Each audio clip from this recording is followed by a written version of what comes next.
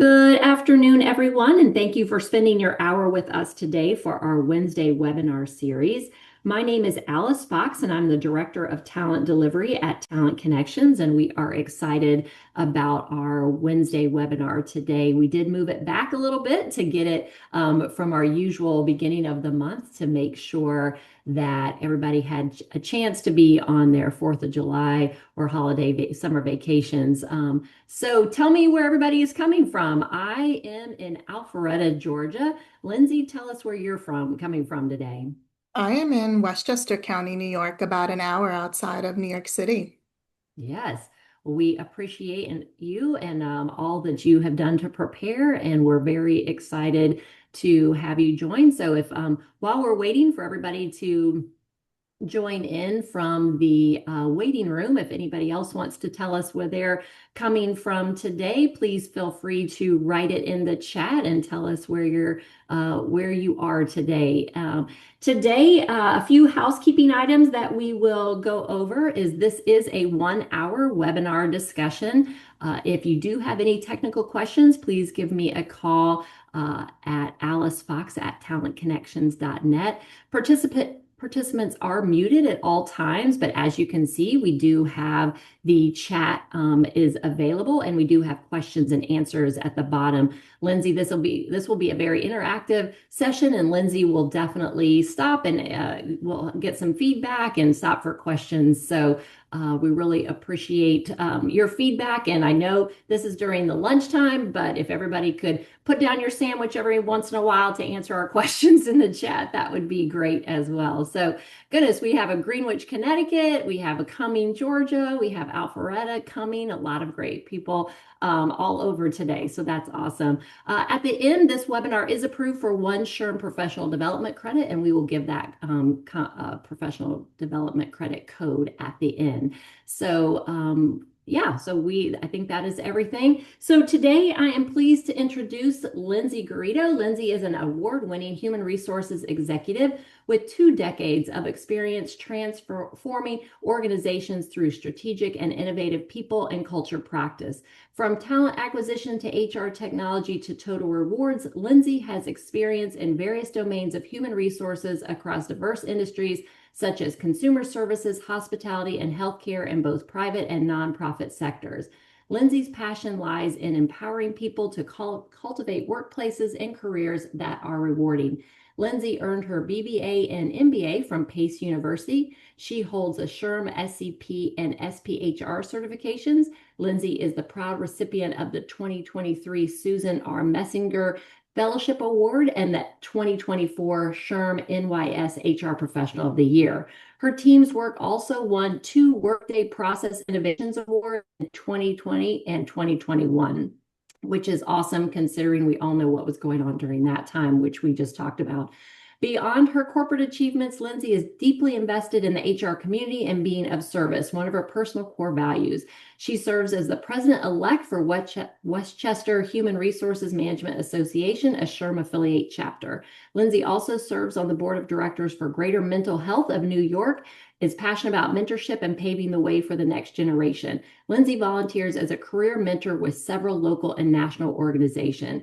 Lindsey regularly shares her insights and experiences as a podcast host, speaker, features in various publications and media, and is a member of the Forbes Human Resources Council. Lindsey hosts the CEO of Your Career podcast and supports individuals on their professional journey as a career and executive coach. I do know that at the end, Lindsey will definitely give her LinkedIn profile and information. So definitely make sure that you follow Lindsey on LinkedIn and all social media. So thank you so much. I'm excited to have everybody here. We have some Brooklyn, New York, Brooklyn Heights. So this is exciting. So thank you so much, Lindsey, again, and take it away. Thank you, Alice and Talent Connections, so much for having me today. I'm really excited to talk with everyone about one of my favorite topics, which is becoming CEO of your career. Often, especially for those of us that are in human resources, we spend most of our time focusing on everyone else, whether that's their learning and development, their health and well-being. Most of our responsibilities and jobs are focused on everyone else. Our learning is focused on what we can do in our organizations better, how we can improve culture. So I always like to talk about you and how we as individuals can grow and achieve our own professional success. So thank you so much for that introduction. I wanted to share a little bit about myself and who you're hearing from today. So I've been in human resources for over 20 years. I started in payroll as a part-time job while I was going to college. I was studying HR management, and today I'm an AVP of Total Rewards for a large academic health system in New York. I also spend time as a career coach and an executive coach. I'm currently in a training program as well, so a lifelong learner and studying towards actually becoming certified as an executive coach and achieving that ICF certification. I host the CEO of Your Career podcast, so that's another opportunity to hear more conversations on this topic. I serve as president-elect of Westchester HR Management Association. I've served on the board there for nearly 4 years now and will be stepping into the president role next year, which is super exciting. And also as a board member of Greater Mental Health of New York. I spent some time volunteering as a mentor for local and national organizations, and I also serve as a speaker. So I love to share insights, whether that's on forums such as this, on stages, or through articles. And I share all of this to demonstrate to you that I'm living this, that I am embodying being CEO of your career. And about 3 years ago, March 30th, 2023, I was joining a one-on-one with my manager of 30 days. My company had been acquired. I had a new manager, and I logged on to the Teams meeting, and there were three people on the meeting, the other person being HR. And my position was eliminated. So perhaps like some of you who may be navigating being laid off or having that as part of your journey, I know what it's like, and that was a wake-up call for me. I was sort of already on this journey of doing what you see here on the slide, but that really from there propelled me that I needed to have more ownership and leadership of my own career.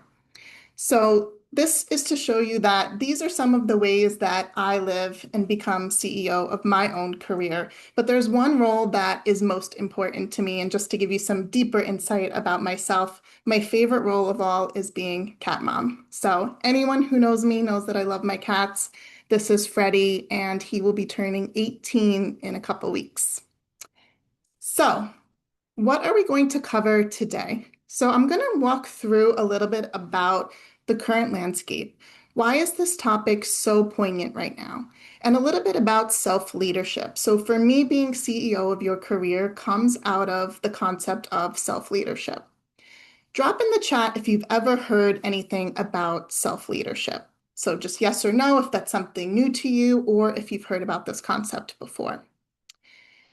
I'm going to walk through the 7 strategies of being CEO of your career. So for me, I wanted to take being CEO of your career beyond just a catchy phrase or a title, something that we're saying. You might have heard the saying, becoming CEO of your life or CEO of your health, but I've actually brought it into a framework. And there's 7 components of the framework that help us sort of strategize how we're approaching this.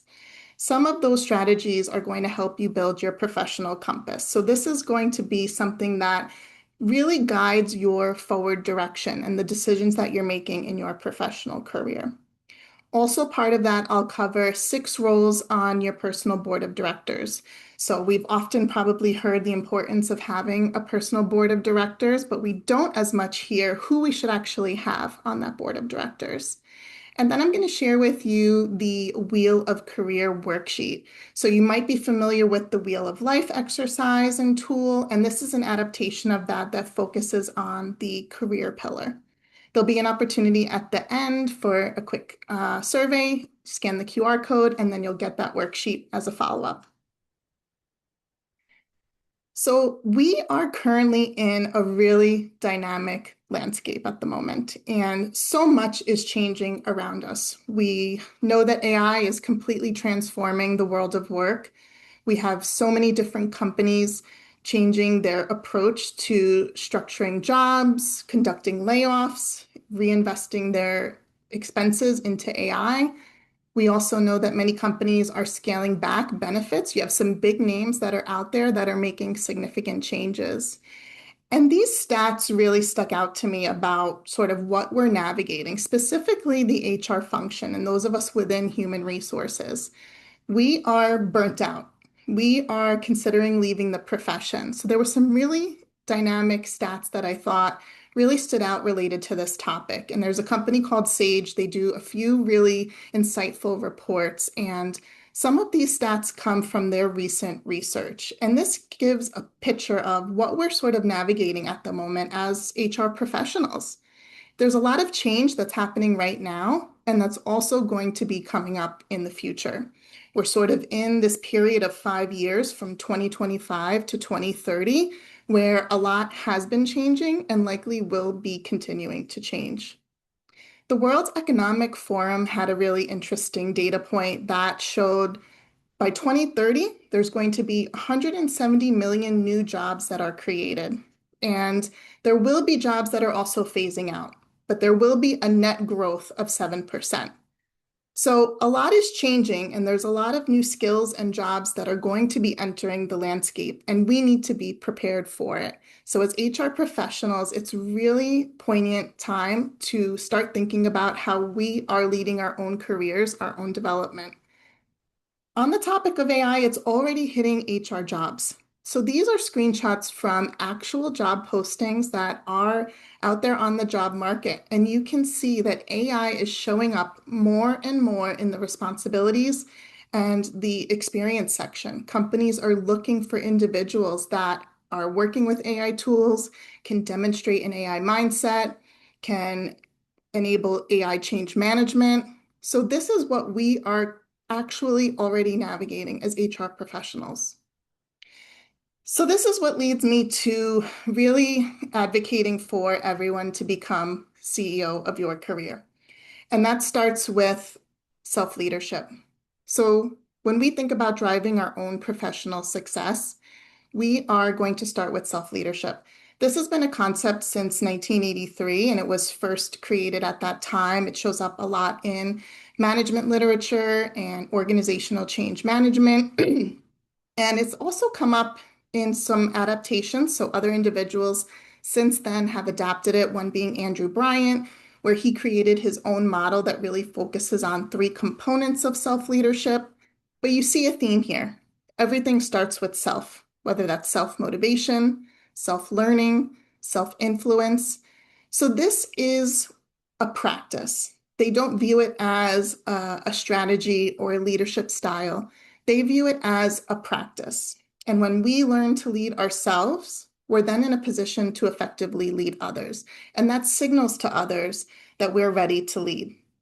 Think about in your own organizations, if people are thinking about if someone's ready for leadership, what qualities is that person embodying and demonstrating that they self-lead themselves? This is me a few years ago, and I view this as a really great visual of how I felt about my own career for many years. I was in the back seat. I was letting my employer drive where I was going and the direction that I was in. And I hope a lot of you maybe can relate or have been in the same place at some point in your career. And this is all about shifting that, shifting the roles and jumping into us being in that driver's seat, taking the keys and stop leaving our careers in the hands of our employers. That's what being CEO of your career is all about. So, like you, I've been there. And when you think about being CEO, I love to go to the dictionary sometimes, and I love to think about, well, what is the actual definition of something? So again, we often hear about being CEO of our career, our life, our health, but what does that actually mean? CEO is the person that has the most authority in an organization. They are at the top. They are the sole decision maker. They are the sole driver of where that organization is going. Drop in the chat some qualities that you think of when it comes to a CEO. When you think of a CEO, or even if yourself was in a CEO role, what are some of the qualities or capabilities or competencies that a CEO embodies? This is the mindset that we need to start to have and think about when it comes to being CEO, because it involves becoming that decision maker, having that authority and having that vision. And this helps us get into the right mindset as we prepare to think about what becoming CEO of our career actually looks like and how we're going to start leading. I mentioned earlier that I've created a framework around being CEO of your career, and that was to really go deep with this concept and create actionable strategies that people can use to take this ownership and start to look at different areas of their own professional journey. Where are you doing really well? Where are some opportunities? And we're going to go through each of these components in this presentation, and there's a lot more that we can dive into. But this is where we're going to start. So these are each of the 7 components that will help us to sort of define where we're currently leading in our career and where we have some opportunity for growth. So the first one is defining your mission, vision, and values. At the top, I talked about our career compass, and this is where it's all going to start. Just as any organization has their own mission, vision, and values defined, we ourselves should have our own personal mission, vision, and values defined. Just like an organization has it within their company, what are our own mission, vision, and values? And this is not something I started my career with. This is something I've worked on in recent time. I just read recently Susie Welch's book, Becoming You, which I really recommend. It's a really great book on a lot of these topics about finding yourself professionally and in life. And it goes through a lot about values and creating that mission statement. So when you think about your personal mission professionally, what are you here to do? When you think about the trajectory of your career and what you want to achieve professionally, think about your own mission statement. How can you curate that own statement? Think about it as a reflection exercise that maybe you sit down and actually write out a mission statement. This is going to help ground you in what decisions you're making going forward in your own career. Next is the vision. So the vision is that aspirational view of the future. What do we hope to achieve? What are we working towards? So when you think about your own professional career, why are you in it? What are you seeking to achieve? Long term, where do you hope to be in the future? And then finally, we have our own values. So these are going to be the beliefs and principles that we personally hold as most important to us, what we stand for, how we want to operate, what we expect in others. So this is what compromises our compass. And the values are really important because as you start to approach decisions, whether that's finding a new job, working with a new team, your manager, you're going to be able to answer the question, is this in alignment with my values? When we think about core values, it's not 9, it's not 10. A sweet spot is around 3 to 5. What key values do I hold true? These become your true north. When you're thinking about values, what do you stand for? What is non-negotiable to you? If something isn't working out down the road, it's usually a disconnect with your values. So for me, some of my values, to give you some examples, is authenticity, being of service, and quality over quantity. Values can look differently for each person, and they're meant to. They're meant to be what you are going to ground yourself in as you think about every professional decision going forward. If there's a job you're unhappy in, if there's a manager you're not connecting with, if there's future decisions that you need to make that might be a significant career decision, having your mission, your vision, and your values clearly defined to anchor into is going to be a really key aspect of success. Next is curating our personal brand. So drop in the chat on a scale of 1 to 10. How strong do you think your personal brand is today? With 10 being completely optimized, it's at the best place it can be. Let me know where you feel you are today. We got an 8, 1, 5. So a really broad spectrum. When it comes to a personal brand, we all have a brand, whether we believe it, whether we think it, whether we've worked on it. The most important factor to thinking about a personal brand is that we all have one. And a lot of people think it's something visual, how we're showing up online, our logo, our colors, a theme, but it's about what people think of us. What do they think when our name comes up? If somebody thinks of Lindsey Garito, what comes to mind? My brand is signaling to them what I'm known for, what they can rely on me for. If something comes up, am I the person that they're thinking of?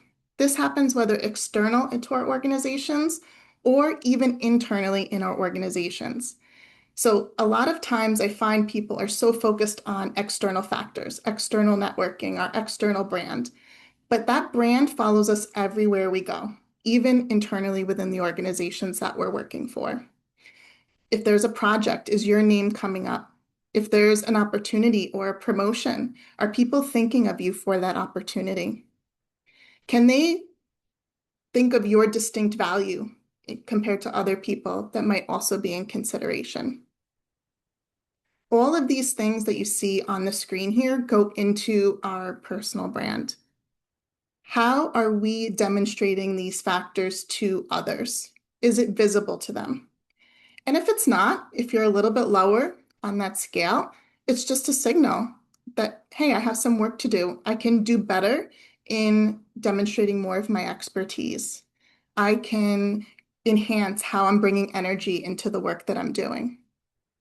Do people really truly understand my abilities and competencies?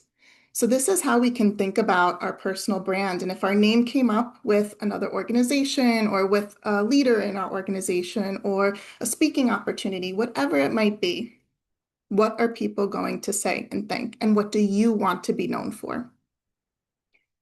Our personal brand is going to carry us forward. We are in a time of visibility and presence and in real life connection. And this personal brand is going to follow us throughout all of those. Our third component to being CEO of your career is reporting to your board of directors. It's so critical for everyone to have a personal board of directors. And why I brought this into being CEO of your career is if you think about a CEO, they never operate alone. They have a board of directors that they're reporting to, that they're relying on, who they go to for counsel and advice. I serve on a board of directors, so I've been in the other seat on the other end. And as individuals, we should have our own board of directors that we've personally curated ourselves. And this is different from having mentors. This is different from having sponsors. Your board of directors are people that you have personally chosen and brought into certain roles. And I have come up with 6 roles to have on the board of directors. It doesn't mean you can't have more people, but often we hear about setting up a board of directors. We should have a personal board of directors, but who do we actually have on the board? There's less about what those roles should be. And we want to have different perspectives. We want people from different areas of life. So the 6 roles of being on your personal board of directors, we're going to start with the cheerleader. So the cheerleader is someone who you can rely on for encouragement and support. If you're navigating something, you can reach out to the cheerleader and you know that that person is going to be in your corner rooting for you. The next role is the connector. So this is someone who has a really strong network, someone who knows a lot of people, who has a lot of connections, and can connect you to opportunities or to people. And they're also willing to do so. So you always want to make sure that in your board of directors, you have someone who's going to connect you to opportunity or to other people or help you broaden your own network. The third role is a coach. So a coach is someone that is a thought partner to you. Their main role is to ask you thoughtful, powerful questions. They're not there to provide you the answers. They're not there to provide you solutions. In my opinion, and not just because I do it, everyone should have a coach. There's coaches for everything, fitness, health. So a coach is so important because they become that support partner to you. And everyone can have a coach, even if it's not one that you're formally engaging and paying for, let's say a career coach or an executive coach. If that's not something that is available to you at the moment or in your budget, a coach can be someone that you know who embodies that same mindset, who you can go to for the powerful questions and know that they're not going to be there to solution for you, but rather support you. The next role on the board of directors is the realist. So this is someone who is going to always keep it real with you. Perhaps they're going to challenge you. If you're presenting something, they're going to think through it in a way that you might be seeing something differently. They're going to help you locate blind spots. You want someone who's going to challenge you in a way to think differently and possibly think bigger. The fifth role is the role model. So this is someone who you are looking at and wanting to emulate. You see their leadership style, their career trajectory, whatever it may be, and it's an inspiration to you. That's something that you are personally working towards. I view this differently from a mentor. A mentor is someone in our specific field of work or has experience in what we're looking to learn more about or achieve, and they're sharing with us their personal wisdom and experience. The role model is slightly different. And this is someone that you don't personally, in my opinion, have to have a relationship with per se. It could even be someone from afar. It can be a leader at a major organization that you really admire and you learn from them. You listen to them on podcasts, you follow them on LinkedIn, you have a lot of opportunities to learn from them, but they're not someone that you're perhaps speaking to on a regular basis. That doesn't mean that they can't be on your board of directors. But having that person or persons who you see as a role model and you want to work towards what they've already built is really critical. And then the final role is the rising star. So this is someone behind you. This is someone with less experience. This is someone just coming into their career. I think a lot of it for me personally, as someone that's in the Gen Z generation, it's the inspiration for this really came out of my time mentoring and spending time with Gen Z. So often we can talk about what does Gen Z want? What are they thinking? Reading studies, but are we actually talking to them? Are we actually spending time with them? And when you do, you learn so much about how they're thinking about the world, how they're approaching work, about new perspectives, new tools, new technology. So the rising star is someone who's just coming up, but you can gain so much information from them. So think about these 6 roles and tell me in the chat, which one feels the easiest to add to your personal board of directors? I'd love to hear from you in terms of which of these feels like a really quick addition. Oh, I know exactly who I would have in this role, or maybe you already do. So we see some cheerleaders, connector, role model, realist.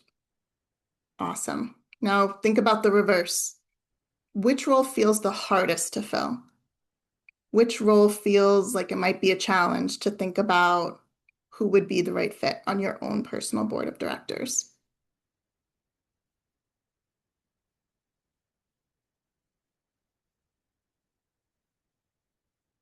A lot of connectors in there. Thank you for sharing. All right. So moving on to managing our social capital. So social capital is another critical element of becoming CEO of our career and thinking about our professional success. Many of us have probably heard the phrase, your network is your net worth. And I view this as social capital because it's an investment strategy. Building your network, and I know a lot of people have a lot of negative sentiment about networking or network, but if we phrase it as social capital and make that connection to financial investments, it helps us to think a little bit differently about how we build and cultivate that social capital. Think about if you were opening a financial investment account. You open up a new account, you can't immediately withdraw from that account. Over time, you're going to make deposits. You're going to make deposits, you're going to add to the account, and over time, it's going to become worth something. And I find this analogy is really beneficial when it comes to thinking about our own networks. A lot of times people are told they need to network, they need to build a network, and they make the mistake of thinking that there's going to be an immediate return. The second that they connect with someone on LinkedIn or meet someone new, that they're going to get something from that connection. So when we think about it as a long-term strategy, it shifts a little bit of the perspective and thinking about how we can just make deposits without anything in return. How can we put out something into that network, but not expect something back in return? And then over time, it starts to build, it starts to spread, the network starts to grow. A common mistake I see also is people underestimating the power of internal networking within their own organization that they're working for. Again, so many times we're taught and we learn about external networking, going to events, meeting new people, finding new communities, but there's so much power and value into networking within our own organizations. There's some funny memes online. There's content creators who I've seen make videos and joke about that awkwardness of joining a meeting early and having to make small talk with people. And I would challenge people to think differently about that. Those few minutes could be an opportune time to build connection with someone new, to demonstrate your capabilities and values to a new leader. If there's someone that doesn't really know you well, how can they get to know you?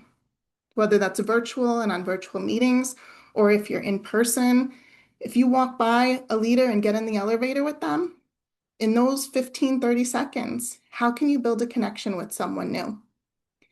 So don't underestimate the value of internal networking within your own organization and how you're building your own visibility and expanding your own network within the organization. Next, we need to think about investing in ourselves. I know this is not the easiest thing to do, but this is a common mistake. I've made it myself that we do in our careers. We rely on our employers for our growth, our learning, going to conferences, paying for memberships. And the most important thing we can do is invest in ourselves. I love this expression, invest in yourself, it pays the most interest. Thinking about reinvesting our own compensation and earnings back into our own growth and development. This was a shift I personally embarked on a few years ago. And there was an opportunity to go to an event, and I knew it wasn't going to be something that my organization would pay for. And I made a decision that I wasn't going to let that stop myself from going to the event. I really wanted to learn. I really wanted to meet new people. I wanted to put myself in a new space. And that meant that I was going to personally have to invest in it myself. And I reflected on myself of where I was spending other money. I didn't think twice about maybe buying something new or going out to dinner with a friend, but I was so much less likely to think about paying for something related to my own career. And so I just encourage everyone to think about how can we invest in ourselves? How can we spend our own money and budget for it? I've been in situations in my own life as well. Well, this was really hard. I didn't have the money and I had to find ways to make it work. But I never wanted it to be something that was going to stop or limit my own growth and capability. If my organization wasn't going to pay for a certain professional membership or the ability to complete a training, how was I going to make that possible for myself? This feels especially poignant right now when we think about AI. There's so much to learn. There's courses, there's different opportunities. And this is somewhere where I personally am going to be focusing on, and I encourage you to think about the same. How can you invest in learning AI? We saw in the beginning all those job postings that are already looking for AI experience. If that's not something we're getting currently in our organizations, how can we build those skills and capabilities for ourselves? Another common thing we do in our careers, I wanted to say mistake, but I don't want it to be viewed as a mistake. I've done it also.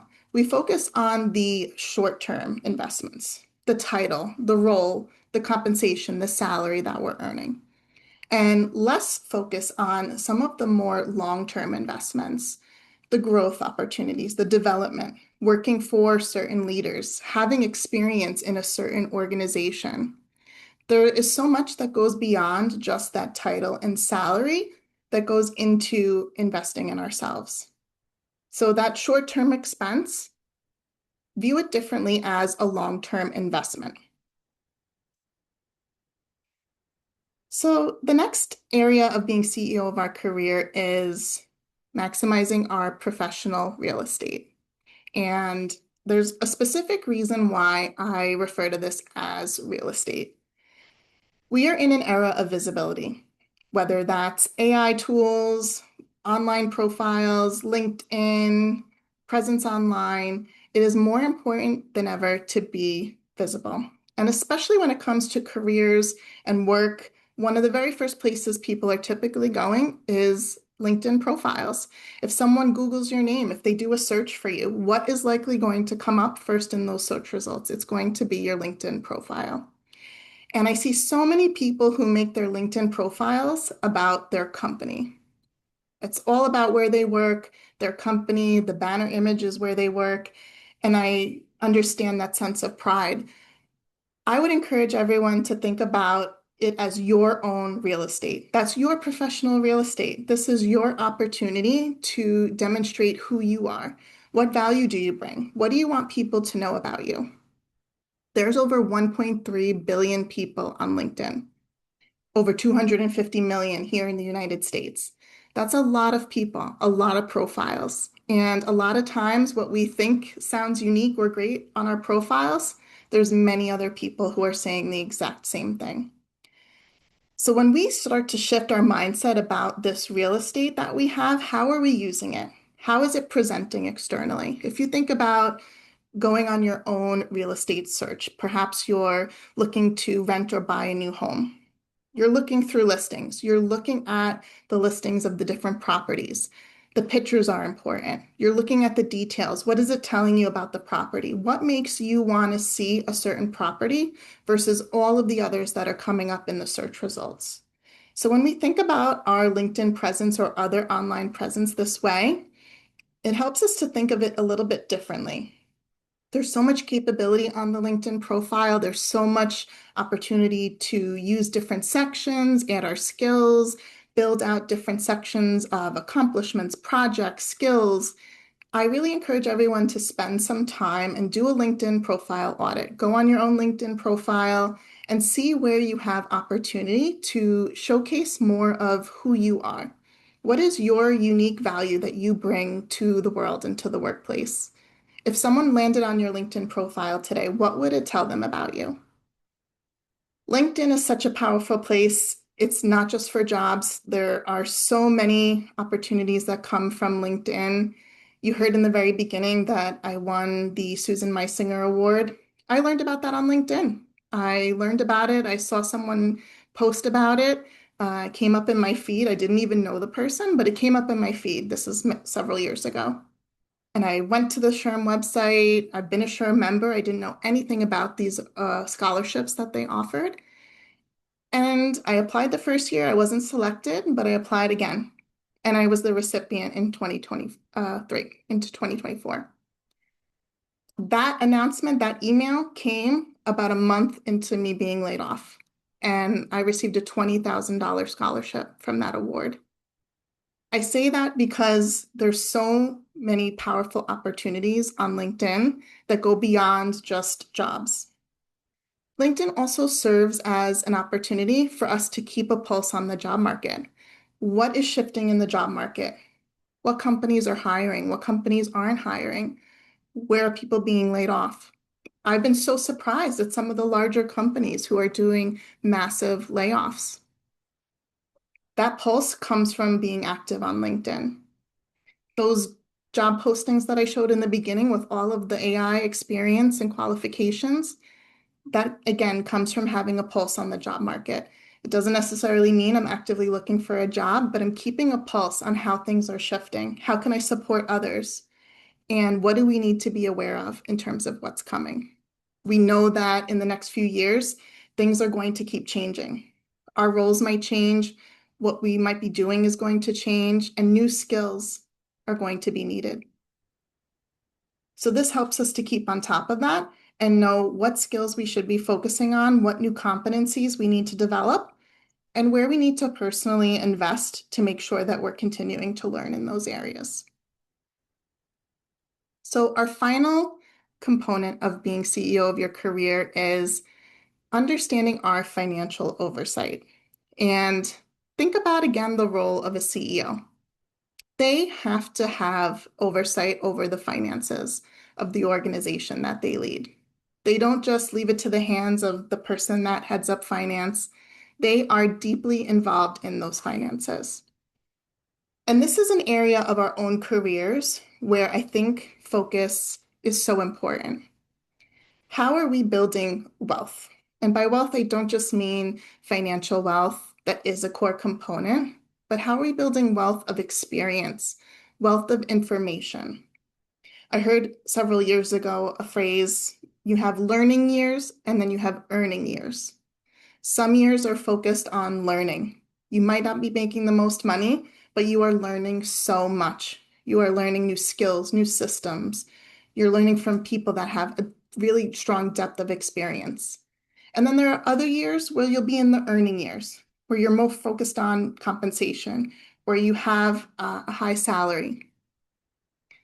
When it comes to salary conversations, and this is where I work currently in total rewards, but it truly is something I wish more people really thought about. And a lot of times that focuses on the base salary. What is our salary? And I understand it's important. What are we taking home every paycheck or biweekly or whatever cadence that might be? But think beyond that. Think about the overall wealth and rewards that you're getting from where you work or from your career.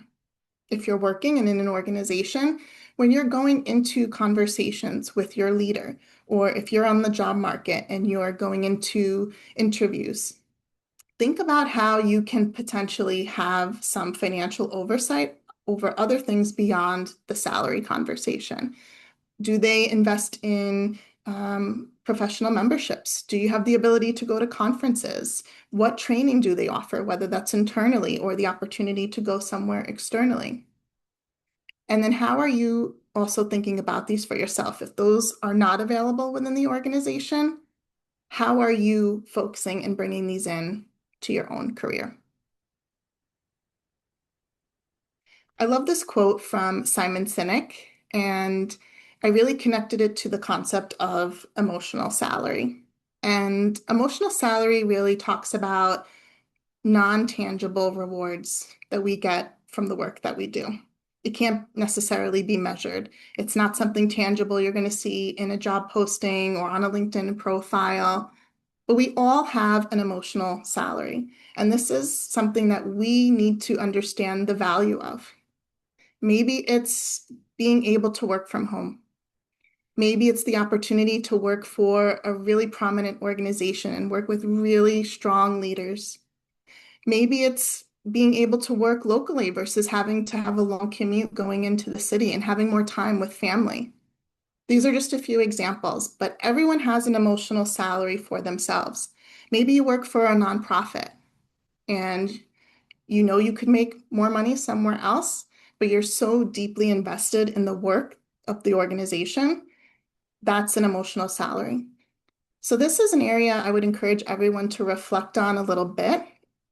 It'll be something that as you think about future opportunities, it's a factor to make sure you're taking into consideration. So drop in the chat if you've ever done the Wheel of Life exercise. It looks similar to this. It's the circle with 8 pillars of areas of life. Drop in the chat if you've ever personally completed one.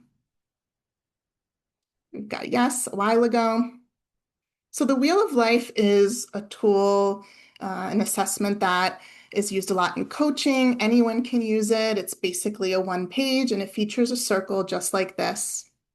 And there are 10 levels, and you rate yourself in each of the areas. So in the Wheel of Life, it focuses on 8 major areas of life, and it serves as an opportunity to reflect on where you are and maybe where you want to focus on. So the Wheel of Career is adapted from the Wheel of Life, and this focuses on the career pillar. So usually the Wheel of Life has a career pillar. So the Wheel of Career that I've developed here is focused on all of the components we just talked about of being CEO of our career. And it can be used as an assessment for ourselves. Where do we feel we are today? And where do we want to work on? And this is something you complete over time. You can complete it multiple times and use it as a check-in for yourself. The Wheel of Life serves the same purpose. It can be a really powerful check-in with yourself of where you're spending time and maybe too much time. A lot of people find they're so focused on their career that their family pillar has been declining. So same thing here. It's not to say being at a 1, a 3, or 4 is bad. It just shows you where you are today and where you might want to spend some more focus. So I hope that what we've gone through today has inspired you to think about tangible and actionable ways that you can become CEO of your career, where you can jump in that driver's seat and see the open pasture ahead of you and know that you are in control of where you're going. You control the direction of your professional career and what opportunities present themselves to you. And that is all that I have for you today. So this is a QR code that you can scan. There's a quick survey, and at the end, you will get the Wheel of Career worksheet that is here, and you can print that and complete it. I do recommend to print it. So we know the power of pen to paper and doing something printed versus online. So I encourage you to print it out, grab maybe a colored pen, a marker, some crayons, whatever it may be, and actually color in the different levels and look at it visually and see where you land. You can also do dots and connect them, but really encourage you to print it out and do it that way. So that is what I have for you today. I hope Thank everyone you. enjoyed the conversation. Thanks, Alice. Yes, thank you so much, Lindsay. I so appreciate it. One question I do have, you mentioned a book and I couldn't write it down quick enough. What was Sure. the book that you mentioned during one of the sections? It is Susie Welch, Becoming You. I actually have it right here on my desk, so I'm going to show it. Becoming You. Yeah, that looks great. I love the I'm a visual person and I love that graphic that you have on there where in the first part of your presentation, the quote you person is sitting in the back seat pointing to somebody saying, "Oh, turn here," because it is so true that your career just kind of ebbs and flows based on kind of things that happen to you a lot of times. And I love that then the end of the our session here, and then the person is actually the visual is of the person in the driver's seat. So that's such a great visual for sure, because I do think that, and I can speak for myself too, that so many times you've kind of just gone through the career of what has kind of happened to you instead of making it happen. So I do like Exactly. that for sure. I also my other point was in terms of building your network before you need it. We at Talent Connections host so many networking events, and we go to so many networking events as well. And people always say, "Oh, Alice, I got laid off, or there's a restructuring, or whatever's happening. So I'm putting myself back out there." And I'm like, you should have been out here. I know it's hard. It's hard. It's easier said than Yeah. done for sure. But it is for sure that well, if you keep doing it, then you don't have to reconnect with everybody because you're already connected. But like I said, easier said than done for sure. So thank you so much for joining us today for our Wednesday webinar series. A little information about who we are. Talent Connections is a human resources executive search and consulting firm located in Atlanta. We were founded in 1999 and we've spent over 2 decades perfecting our craft in HR services while creating thousands of transformative connections. You can see our website on there at talentconnections.net.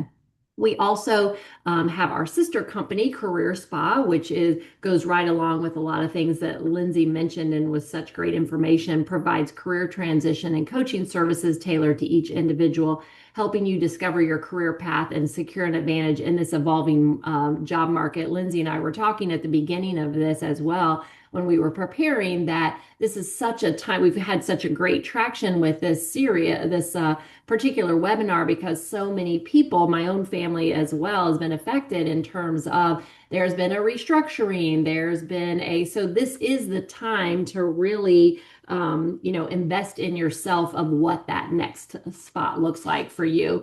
But you can also go to careerspot.net and that information is on the sheet there, careerspot.net. The activity code for this webinar that has been approved is there. Everybody can write it down. It's 26-TYGN as in Nancy 5. And just so everybody, I've had several people who have asked me, this is been recorded and we will put this on our website so you can see it. It will be on our YouTube channel as well. But for anyone who registered and especially for the participants, I will definitely send out a YouTube link to it that you can write it, watch it again or rewatch it or screenshot some of the information and also the last QR code that Lindsey put up there as well. Remember to mark your calendars for our next Wednesday webinar, which will be Wednesday, August 19th. Dawn Cook-Cossey will be presenting the human side of AI, helping people adapt in an AI-driven workplace. I know, Lindsey, you've mentioned AI several times through this presentation, and I know everyone from my son, who is 25 at his first job, texted me the other day and said, Mom, they're saying that, they're going to be eliminating jobs because of AI, some of this. So it's not just the, experienced career people, but the early career people as well. So being a part and knowing about AI is very important. And thank you, Dawn, for the plug in there. Join us. It will be very interactive. Yes, we're excited about that. So everybody have a great rest of your Wednesday. Thank you again for joining us. Thank you, Lindsey, so much for all the information you gave us today. You've been a pleasure to work with. I've appreciated getting to know you. And everybody have a great day. Bye, everyone. Thank you. Bye-bye.